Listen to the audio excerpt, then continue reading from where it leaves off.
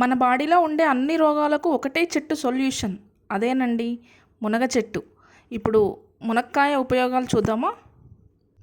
మునక్కాయలో ఎక్కువగా vitamin C, beta carotene, నియాసిమిసిన్ ఉండడం వల్ల ఇది ఇమ్యూనిటీని బూస్ట్ చేసి హెల్ప్ చేస్తుంది. మన ఇన్ఫెక్షన్ నుంచి ఫైట్ చేయడానికి మన బాడీకి హెల్ప్ చేస్తుంది. అలాగే మన బాడీలో ఉండే సెల్స్ని ఆక్సిడేటివ్ స్ట్రెస్ నుంచి ప్రివెంట్ చేస్తుంది. మునక్కాయలో ఫైబర్ ఎక్కువగా ఉండడం వల్ల బవెల్ మూమెంట్స్ని ప్రమోట్ చేసి కాన్స్టిపేషన్ని ప్రివెంట్ చేస్తుంది. మునక్కాయలో బయో యాక్టివ్ కాంపౌండ్ ఉండడం వల్ల ఇది బీపీని మేనేజ్ చేస్తుంది, గుండెకి చాలా మంచిది. మునక్కాయలో ఉండే చాలా రకాల న్యూట్రియంట్స్ వల్ల షుగర్ లెవెల్స్ని కూడా బ్యాలెన్స్ చేస్తుంది.